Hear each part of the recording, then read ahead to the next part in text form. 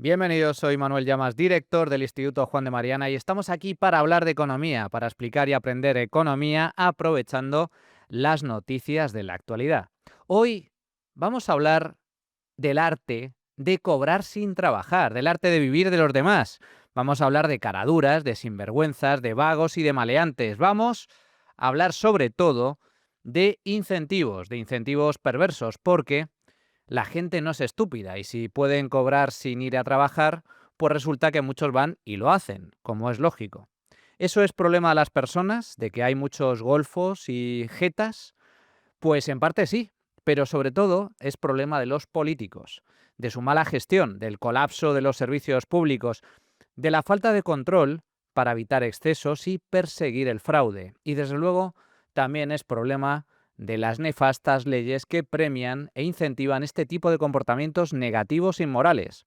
Hoy, amigos, vamos a hablar de absentismo, vamos a hablar de absentismo laboral, uno de los principales problemas que tiene la economía española y que, sin embargo, rara vez se comenta y rara vez se explica. Hablamos de los miles, cientos de miles, millones de trabajadores que no van a trabajar, ya sea porque están de baja, por enfermedad o por incapacidad, o directamente porque les sale del papo. Bajas médicas e incapacidad que en muchísimos casos son puro y duro fraude. Y esto, como todo, tiene consecuencias y acaba generando multitud de problemas. Así que, si estáis preparados, arrancamos.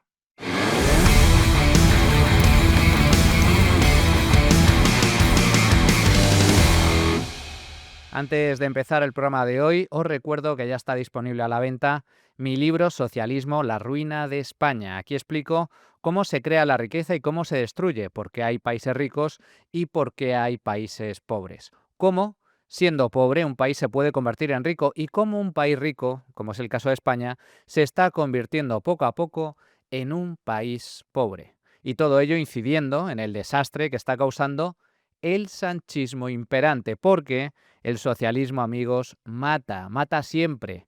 El socialismo arruina, despierta, que no te engañen. En la descripción del vídeo encontraréis el enlace o un enlace para poder comprarlo. Esta noticia que vais a ver ahora es de hace muy pocos días. Fijaos en el titular. Las empresas familiares dicen que el absentismo laboral es el principal riesgo para sus negocios. Hay que recordar que la mayoría de empresas en España son familiares, así que representan el grueso de la economía nacional. Pues bien, el 55% de los empresarios señala que el absentismo es su mayor problema, por encima incluso de la falta de talento, de la incertidumbre regulatoria e incluso de los impuestos. No, no.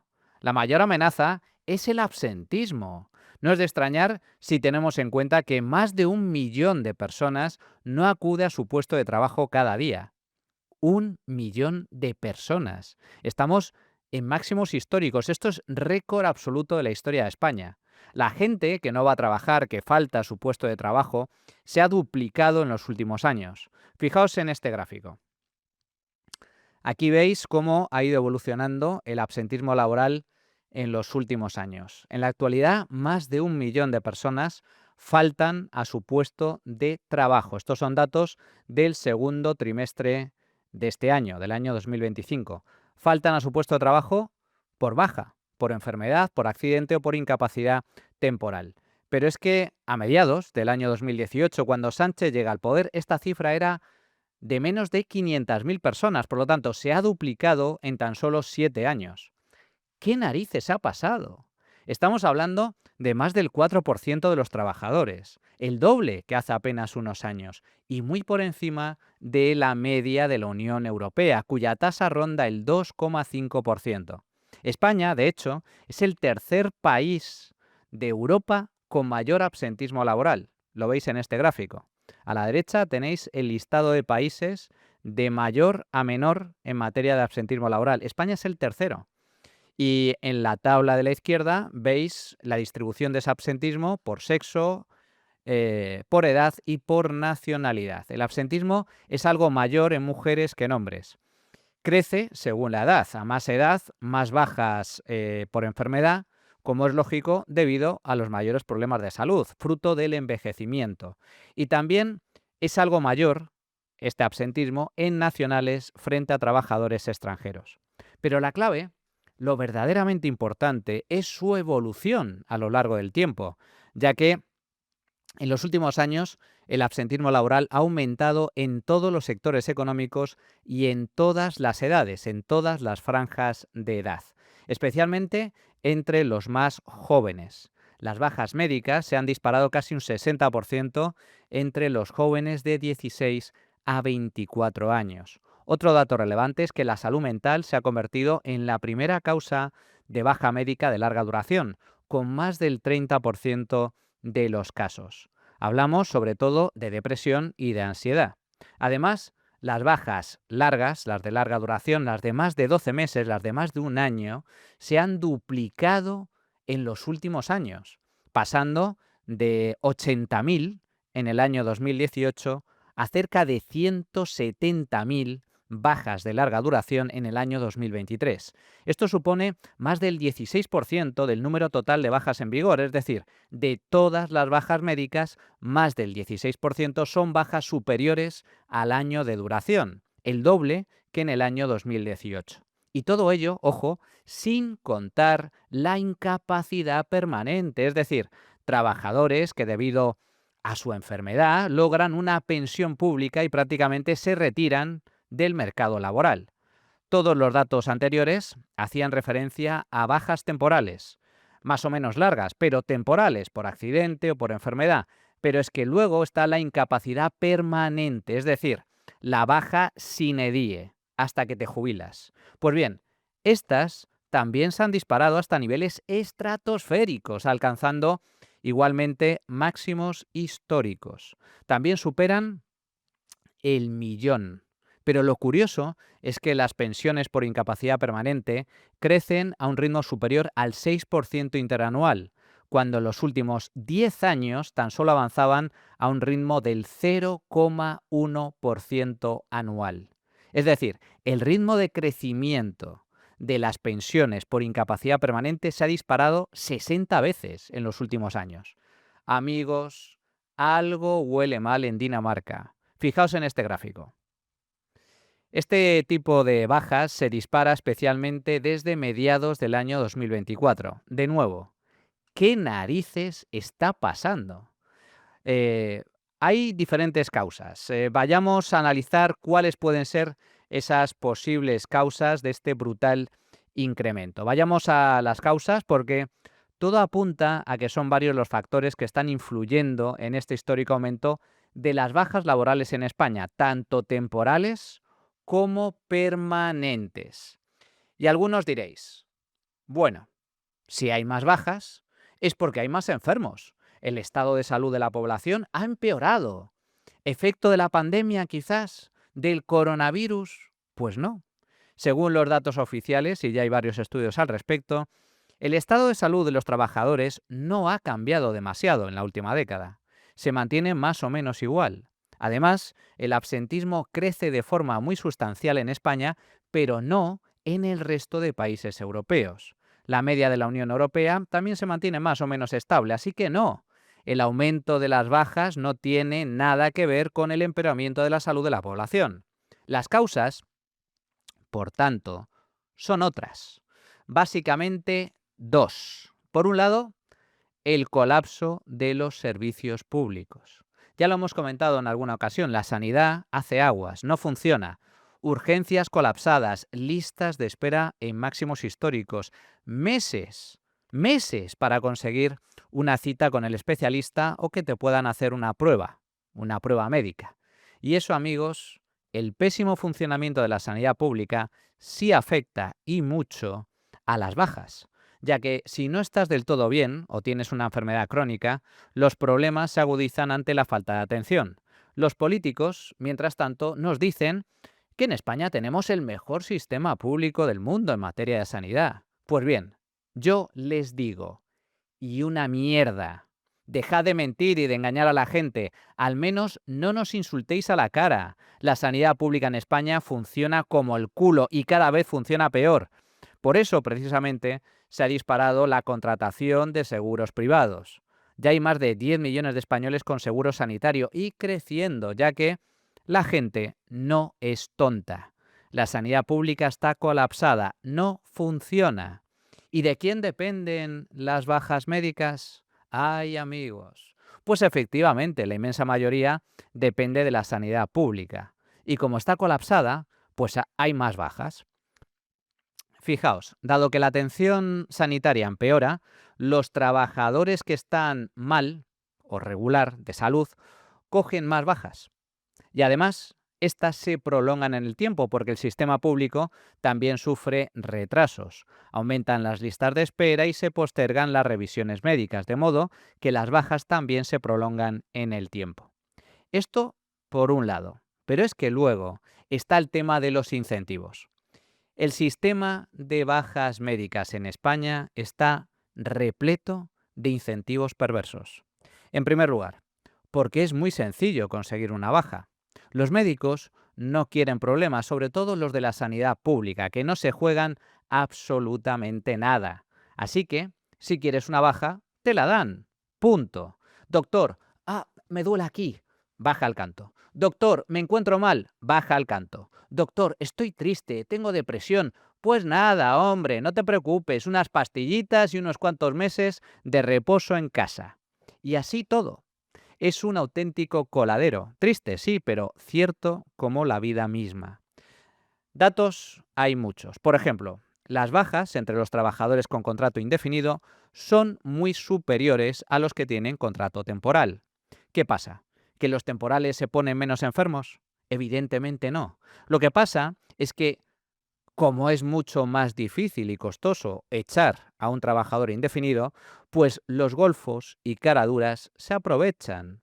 Caso aparte es el de los autónomos, que casi nunca se ponen enfermos, ya que si lo hacen, dejan de ingresar dinero. Y lo mismo pasa con los funcionarios. Las bajas en el sector público superan a las del sector privado. ¿Por qué? Pues por la misma razón, incentivos perversos. Como al funcionario es imposible echarlo, pues hay muchos que se cogen baja y a dormir. Esta es la realidad, que no os cuenten milongas.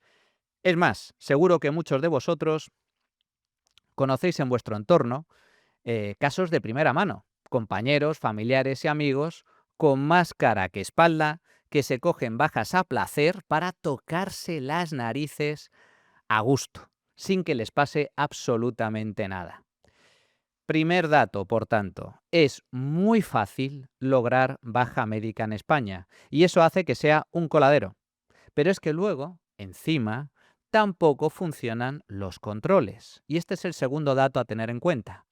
Las bajas laborales de más de un año de duración se han disparado, al igual que las pensiones de incapacidad permanente. Y como la inspección sanitaria no funciona, porque debido al colapso, pues el descontrol, como consecuencia, es absolutamente total. Sencillamente, no hay revisiones, no hay supervisión. Y esto, amigos, es como los delitos. Si hay impunidad, si la policía o la justicia no hacen su trabajo, no funcionan, y el delito queda impune, ¿qué pasa? Pues que la criminalidad aumenta. Basta ver lo que ha pasado con la ocupación, por ejemplo.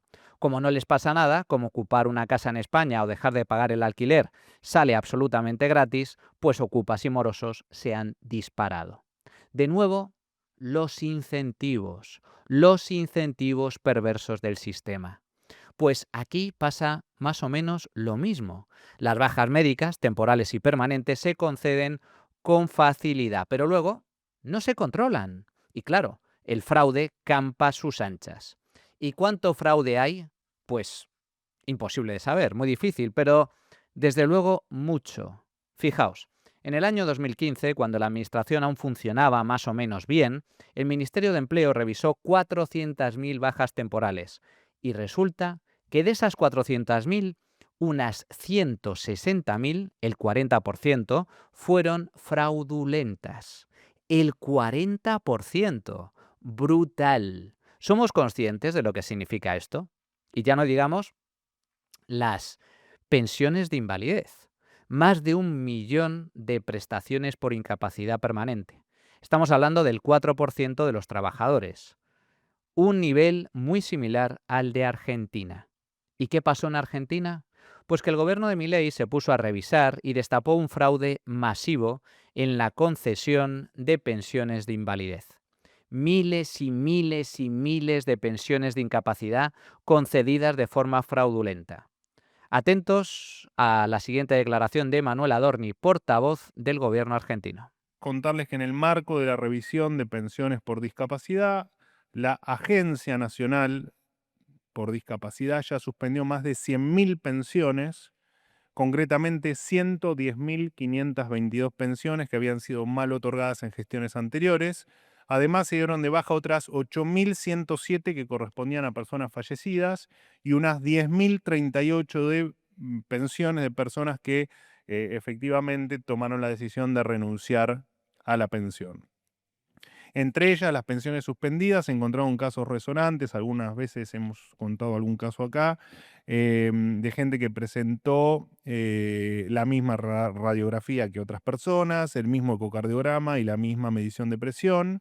En Tucumán, por ejemplo, se encontraron casos que repitieron el mismo estudio, como podemos ver en las imágenes, bueno, que no sé si las están pasando o no, pero la idea era que las puedan ver allí en la pantalla. Este mecanismo no es novedoso, de hecho, como les comentaba, lo había comentado en alguna otra conferencia, siempre con los mismos ejemplos, tal vez el caso de Chaco, que se presentó una misma radiografía de hombro como prueba en 150 pensiones por invalidez diferentes durante esto ocurrido, por supuesto, durante la gestión pasada.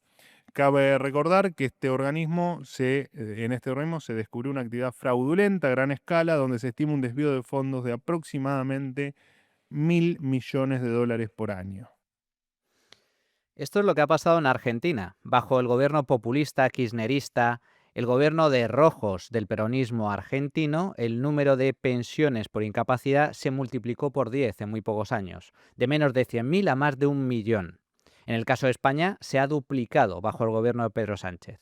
Pues bien, lo que estaba comentando Adorni. Han empezado a revisar y resulta que, de las revisiones que han efectuado hasta la fecha, han encontrado más de 100.000 pensiones por invalidez que son fraudulentas, el 10% del total, y no han revisado todas las pensiones concedidas en los últimos años.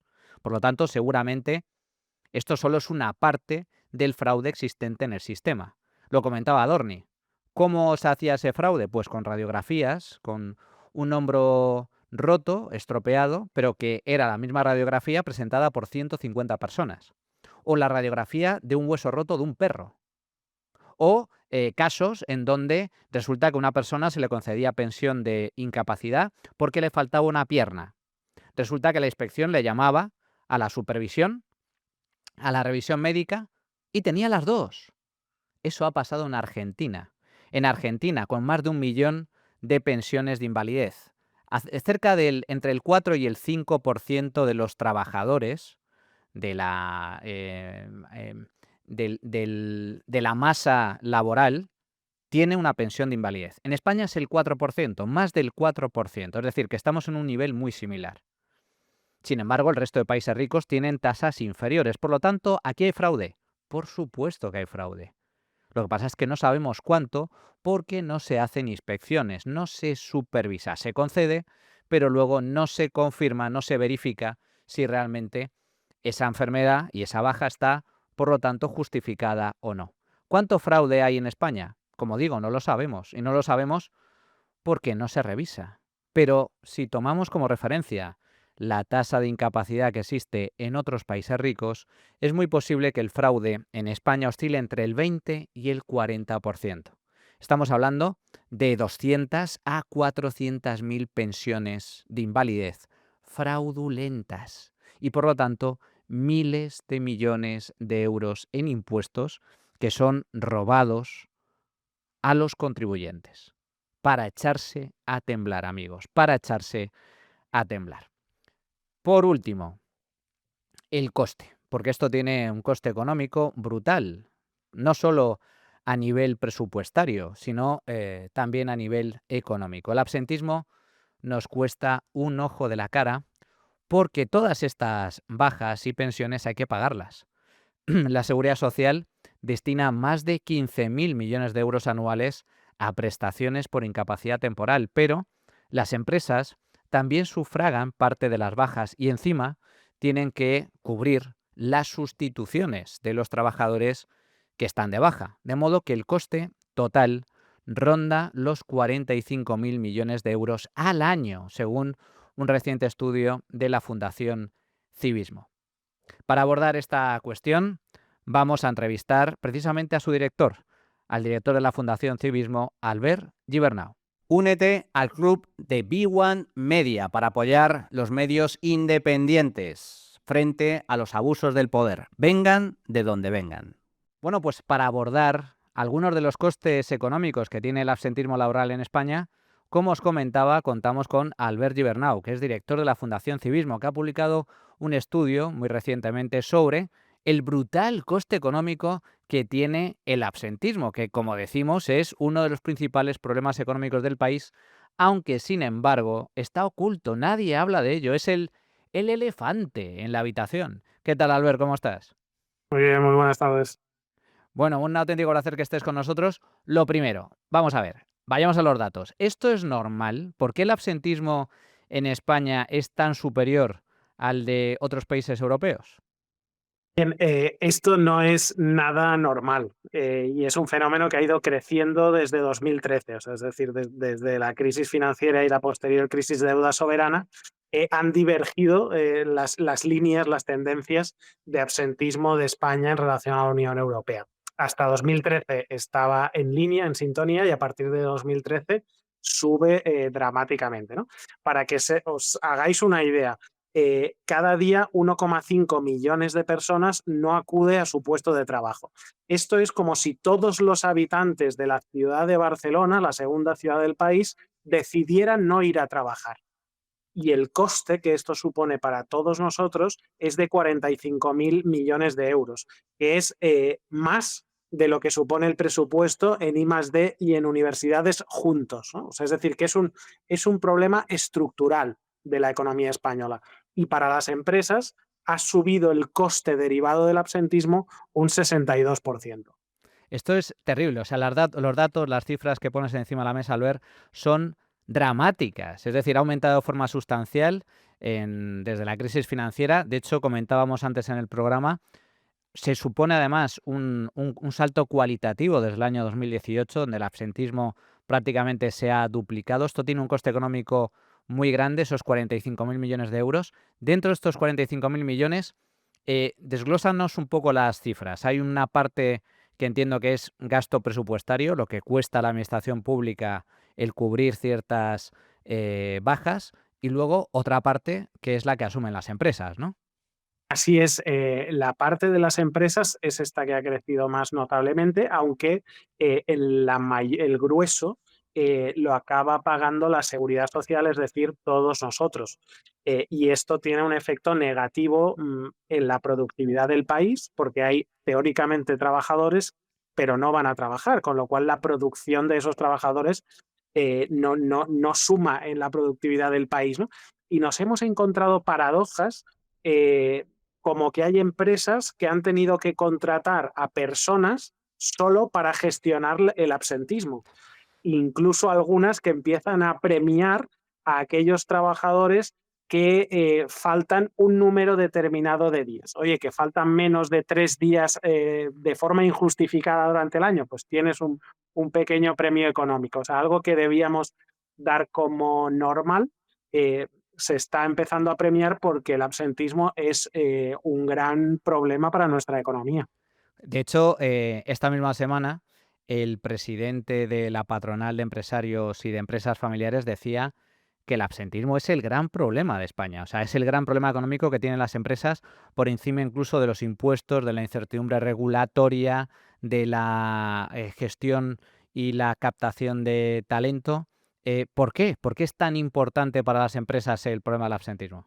Porque básicamente suponen, se acercan al 10% de los trabajadores. O sea, es decir, que tú tienes una economía con cada vez acercándonos más al 10% de trabajadores que no van a trabajar, pero que están recibiendo una renta. Con lo cual, eso genera muchísimos problemas. y especialmente en sectores, y esto lo hemos estudiado mucho, en sectores muy funcionarizados. Es decir, en sanidad, en correos, pues tienes un absentismo del 13-14%. Y en cambio, banca, en profesiones tecnológicas, ingenierías, tienes absentismo del 3%. Significa que es 4 veces superior. Y nos hemos encontrado alguna administración local, algún ayuntamiento que nos ha confesado que el absentismo entre su plantilla alcanza el 40%. Es decir, que 40% de la plantilla de 4 de cada 10 funcionarios que no va a trabajadores, trabajar directamente. claro, totalmente. Y esto al final Pero también, vaya jeta, o sea, totalmente. Y esto al final repercute negativamente en los servicios que recibimos. O sea, es decir, que al final buena parte de esos funcionarios que son empleados nuestros, son empleados de los ciudadanos, pues que no acuden a su puesto de trabajo. estamos viendo, y comentábamos antes, hay algunos estudios al respecto, que claro, aquí esto es un coladero. Este incremento tan sustancial en los últimos años, sumado al hecho de que hay una divergencia entre el absentismo que existe en España y el que existe en Europa, evidentemente aquí hay gente que se está aprovechando el sistema, fraude, bajas fraudulentas. ¿Cómo podríamos solventarlo, Albert? Sí, lo que estamos viendo es que, para que se hagan una idea, la media de duración de las bajas en la economía española es el doble. Es decir, no solo hay más personas en baja o en absentismo, sino que el absentismo y las bajas duran mucho más. En el caso de economías como la holandesa, por ejemplo, la media está en 20 días. En el caso de la economía española, la media está en 40 días, ¿no? A esto hay que sumar que no hay grandes planes para la reincorporación de bajas de larga duración. O sea, es decir, que cuando un trabajador está de baja durante mucho tiempo, se asume que va a seguir de baja. O sea, es decir, el punto de partida es que va a seguir de baja. No hay planes de reincorporación ágiles. También hay muchas, así como en otras economías, hay revisiones de las bajas mucho más frecuentes. En el caso de la economía española, la revisión de las bajas, hay mucha distancia entre una revisión y otra, ¿no? Y a veces pueden pasar incluso meses entre una revisión de una baja de la regulación y otra, ¿no? Con lo cual se ralentiza mucho esa reincorporación, ¿no? ¿Cómo podríamos solventarlo? ¿Cómo funciona en otros países? Entiendo a lo mejor que, claro, aquí la sanidad pública tiene un papel dominante, es decir, finalmente, si te conceden la baja un médico de la sanidad pública, pues vas a tener que ese mismo médico, la propia sanidad pública, darte el alta, pero existe la posibilidad de externalizar el servicio a través de mutuas, de aseguradoras, que cada empresa decida libre y voluntariamente, oye, mira, yo tengo un seguro sanitario y lo gestiono, déjame gestionarlo a mí, porque esto es un cachondeo, literalmente. Así es, o sea, hay muchas alternativas y de hecho uno de los problemas es la falta de comunicación por parte de la administración pública con estas aseguradoras, con estas mutuas, que no es una comunicación sencilla, ¿no? Después, en otros países, desde el momento cero, esas bajas las asume la mutua o la seguridad social desde el primer momento. En la economía española, los 3 primeros días, el coste íntegro lo sufre la empresa, ¿no? Con lo cual, es una pérdida neta para la empresa. Entonces, sí que hay muchas alternativas, pero aquí estamos yendo en dirección opuesta. O sea, hemos visto iniciativas que se han llegado a implementar de autobajas. O sea, es decir, que tú mismo llamas a tu servicio de salud y te das la baja. O incluso a veces sin necesidad de llamar, de forma informatizada, con tu certificado digital. Esto ha sucedido en Cataluña, por ejemplo, ¿no? Pero bueno, en otras comunidades también es similar. Y claro, o sea, en otros países van en dirección opuesta. Es decir, oye, vamos a restringir las bajas. En cambio, aquí son todo facilidades para la baja, con lo cual, con unos niveles salariales pues que no suben mucho, o sea, son los que mayor pérdida de poder adquisitivo han sufrido en los últimos años, con una inflación elevadísima y una carga fiscal tremenda, pues los incentivos para trabajar son mínimos, ¿no? Y además, si tengo facilidades para conseguir la baja, pues no hay, o sea, prácticamente es que es ser tonto ir a trabajar. O sea, esto es lo que no sucede en la economía española, que hay La muy pocos importancia incentivos. la importancia, al ver, de los incentivos. En este caso, incentivos perversos que premian al vago, al golfo, al sinvergüenza frente al responsable, al serio, al que va a trabajar y cumple con sus tareas. En fin, una cuestión más a tener en cuenta, una perversidad más del sistema, fruto, como siempre, pues de la administración, de los políticos y de los gobiernos. Como siempre, un auténtico placer, Albert Gibernau, director de la Fundación Civismo. Un fuerte abrazo. A vosotros, muchísimas gracias. Bueno, pues esto es lo que hay, amigos. Absentismo laboral. Miles, cientos de miles, millones de trabajadores que no van a acudir a su puesto de trabajo por culpa de los incentivos perversos. ¿Y esto quién lo paga? Pues lo pagamos nosotros como contribuyentes, lo pagamos nosotros como trabajadores, porque tenemos que cubrir a nuestros compañeros jetas, y también lo pagamos a través de las empresas que tienen que hacer frente a este tipo de costes crecientes. Absentismo laboral, bajas injustificadas, fraude masivo en muchos casos y colapso de los servicios públicos, especialmente de la sanidad pública, que no funciona en este país por mucho que nos digan lo contrario. Y esto, el mal funcionamiento de la sanidad, se traduce también en bajas médicas, en aumento de las bajas médicas y prolongación en el tiempo de las mismas. Un problema a tener muy, pero que muy en cuenta, porque es uno de los principales problemas económicos del país. Hasta aquí el programa de hoy. Espero que os haya gustado. Antes de terminar, agradecer a nuestro patrocinador Primor y también recordaros que os debéis hacer socios de B1 Media para apoyar la prensa libre e independiente. Si te haces socio anual, tienes un mes gratis. Hasta aquí el programa de hoy. Espero que os haya gustado. Despierta, que no te engañen y recuerda, si quieres defender la libertad, si quieres defender tu libertad, súmate al Instituto Juan de Mariana. Hasta la próxima, amigos.